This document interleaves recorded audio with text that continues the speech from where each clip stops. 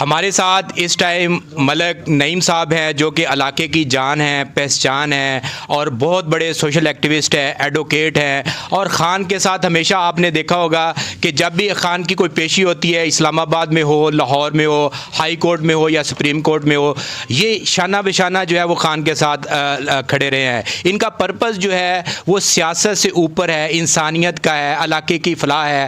تو ہم ان سے پوچھیں گے کہ علاقے میں آپ نے لوگوں کا رویہ کس طرح دیکھا، لوگ کیا چاہتے ہیں؟ رضوان بھائی بہت شکریہ. عمران خان جو ہے وہ لاسٹ ہوپ آف نیشن ہے. یقیناً وہ پاکستان کی بقا کی جنگ لڑ رہے ہیں اور وہ پاکستان کو حقیقی معنوں میں آزادی دلوانا چاہتے ہیں.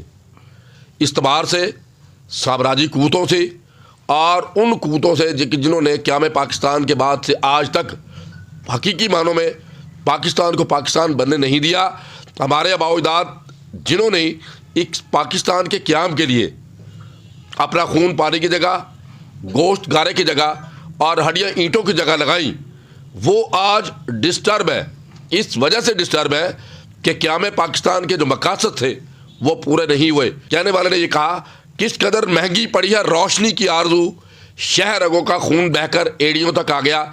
اس بات کو سامنے رکھ کر ہمارے قائد عمران خان نے رول آف لا کے لیے اور پاکستان کو حقیقی معنوں میں ایک ریپبلکن، ایک فلاحی اسٹیٹ اور ریاست مدینہ بنانے کا جو علم انہوں نے اٹھایا، اس علم کی وجہ سے پوری کی پوری دنیا ان کے خلاف اٹھ کھڑی ہوئی.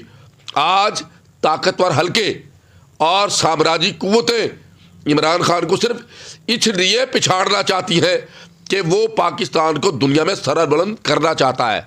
اور آج پورے پاکستان میں ان کی فین فالوئنگ اور تحریک پاکستان، تحریک انصاف کے لیے لوگوں کے دل دھڑکتے ہیں. اب 80% سے زیادہ عوام عمران خان کے ساتھ کھڑی ہے، لیکن فسطائی قوتوں کے نمائندوں کی وجہ سے اتنا جبر و ستم ہوا.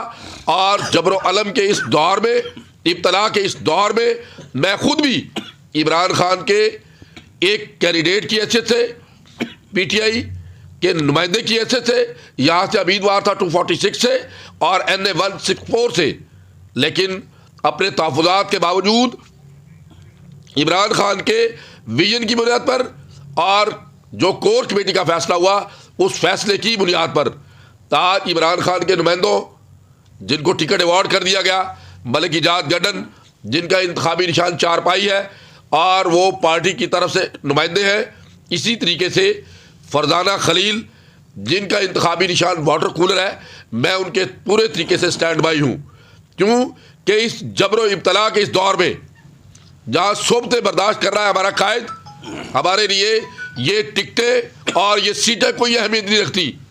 خان کے لیے اگر ہم اڈیالہ جیل کے باہر موجود تھے، سپریم کورٹ موجود تھے، ہائی کورٹ موجود تھے اور بال روڈ پر اگر موجود تھے تو وہ اس لیے موجود تھے، جمال پارک کے باہر موجود تھے تو صرف اس کی وجہ ایک تھی کہ عمران خان پاکستان کی بقا کی جنگ لڑ رہا ہے.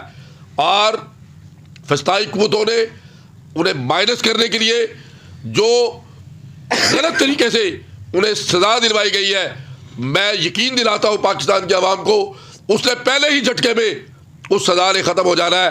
اور صرف یہ ایک سٹنٹ ہے کہ الیکشن میں ان کا امپیکٹ نہ آ سکے اور عوام کو مایوس کیا جا سکے. میں پاکستان کے عوام کو، خصوصاً اپنے حلقے کی عوام کو یہ میسج دینا چاہتا ہوں کہ آپ لوگ جیت رہے ہو. عمران خان کا پیغام یہ ہے کہ 8 فروری کو اپنے گھروں سے نکلنا ہے. عمران خان کا پیغام تھا کہ مجھے اگر سزا دی جائے تو آپ نے روڈوں پہ نکل کر توڑ پھوڑ نہیں کرنی، احتجاج نہیں کرنا، بلکہ 8 فروری کے لیے تیاری کرنی ہے. آپ نے 8 فروری کو گھروں سے نکلنا ہے اور میرے منتخب نمائندوں کے نشان پر ووٹ ڈال کر آپ مجھے سرخرو کریں گے.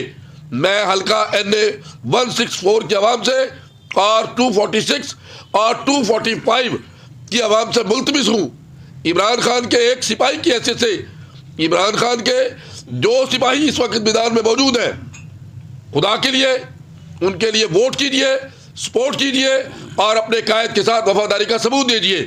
اور آپ کا ثبوت وفاداری کا صرف اور صرف یہ ایک ہی ہے کہ آپ 8 فروری کو اپنے گھر سے نکلیں گے اور عمران خان کے نمائندوں کو جتائیں گے. اور عمران خان کی ایک ہی آس ہے اور ایک ہی امید ہے اور وہ امید آپ عوام ہے.